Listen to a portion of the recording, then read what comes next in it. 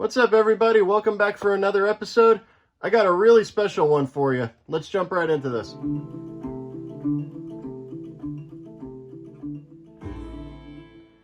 In this box, in my opinion, is one of the best birthday presents that I have ever received in my life. So thank you, Uncle Craig, if you're watching this video. I really appreciate this. What better gift to give a firefighter than the number 52 firefighting car? These came out in 1958, and this one's really special. It has its original instruction manual, original insert in here. Carefully pull this out, and you will see that this thing is in fantastic condition. Original hose, the bell is not broken off. The paint on the figure is all intact. Everything on the front is intact. The outriggers are still intact. Couple minor scrapes here and there, but here's the real kicker. When I flip this over, there is absolutely no wear marks on this thing at all. So if I could take a guess, this was probably bought, maybe ran once, and put on a display. Let's get this on the track. All right, let's put some power on the track and see if it moves. If it has been a display item, it's probably not going to move. The grease is probably solidified. So let's see what it does. We do have some humming here. And this does operate on the same principle as the trolley that they made. They're all the same chassis. So when it hits the bumper, it changes direction. Yeah, just as I suspected, it's probably going to need to be greased. Let's grease this thing up and see what it does. All right, we got this tray here. Don't want to get any grease on the wife's tablecloth. That's a road that you don't want to go down. I believe that you just remove this one screw up here in the front and the body should just lift off. And according to the instructions here, service manual, it's the same style motor that they put in everything back then. It says it comes pre-lubricated and does not require frequent attention. Well, mind you, this thing is 66 years old. Let's pop this open. Okay, now with the shell off of the frame here, you just pop that one screw out, pull it back, and it slides right off. You can see, based on this gear right here, that the grease is very rock solid. Just like everything else with old Lionels. No big deal. Then I'm going to pop these two screws off right here. Take the brush plate out, make sure that's all clean. This foam right here, I'm going to do my best to not touch this because this is probably just going to fall apart. And I don't believe that this is a blinking light. I did some research on this. The light stays solid because when this came out, they did not have a flashing light at the time. So a lot of times when you see these, the light lens is actually melted because of the heat of the bulb. Quick inspection here. The gears in here are a little dry. Brushes are in very good shape. And it was operated a couple of times just based on this. Okay, we're all greased. See what happens.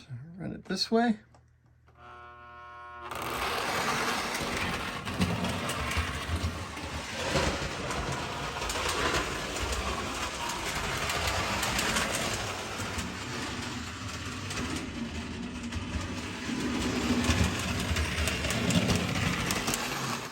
Runs pretty good. I actually didn't get to oil up everything that I wanted to on this because I'm actually all out of model train oil. So definitely got to pick myself up some of that Labelle. That's really good stuff. I used white lithium grease, which I tend to not use on these. But runs pretty good. Now that's not the only gift that I received recently.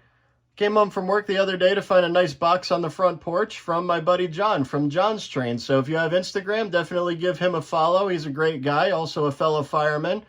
Really good stuff in this box, and I appreciate it very much. Let's go right into these. First engine we have here is this number 2026. This is the later version. The original was a 262 locomotive, but when the Korean War broke out, they switched it to a 264. This engine was made between 1951 and 1953. Looks to be in pretty good shape. Marker lights are still here, not broken off. The lens is a little cracked, but that's not a big deal. Comes with its original tender. This one does not have a whistle in it, but it does have a smoke unit. Let's give it a run and see if the smoke unit works. Let it warm up a second.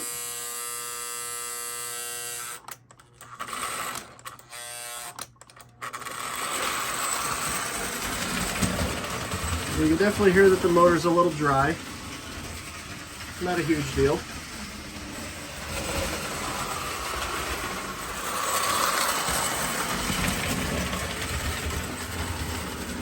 The smoke unit does not appear to be working, but that's probably an easy fix. These engines were never really quiet runners to begin with.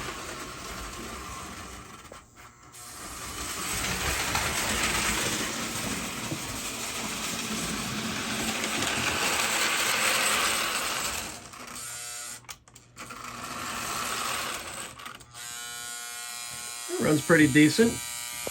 Once again, a little bit of elbow grease and this thing will be back to top condition. Let's move on to the next one.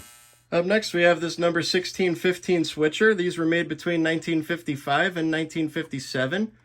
Pretty good condition overall. Pilot's a little bent up. The marker lights are not broken off on this, which is very surprising. These are almost always broken off when you find them. The tender is the original tender. From what I can tell, it's very lightweight. Most people take these apart and they'll glue fishing weights in there so it doesn't derail. Let's put some power on the track and see what it does.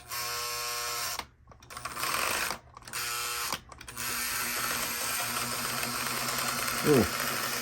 All right, so this one, I'm not going to go any further than that. I don't want to risk damaging the motor, but it does run. Again, just needs a little greasing. No big deal. Let's go on to the last one. This came as a huge shock to me when I opened this box. This locomotive right here, the number 736, I did a review on one of these. I do have one. Mine's the earlier version. This one is a little bit later. However, this thing is in incredibly good shape. Look at those side rods. The window frames are not damaged. The cab roof is not bent in like mine. This thing is beautiful. It does not have its original tender. This is a Williams Jersey Central tender. So I don't really know exactly what I'm going to do with this. I think what I'm going to do is keep this engine as is. And I might either just switch the shell out on the tender, or if I really wanted to get creative, being that mine's not in the greatest condition, maybe test my artistic skills here. Maybe paint mine blue to match the tender. I don't know yet. So let's put some power on the track and see how it runs.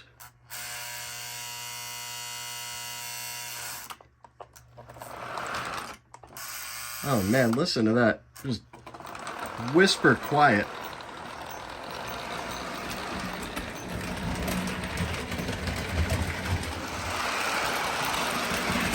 Smoke unit's operating. Just listen to how smooth that thing is running. Now I believe that this is a true blast tender, so it should have a whistle in it. Let's see.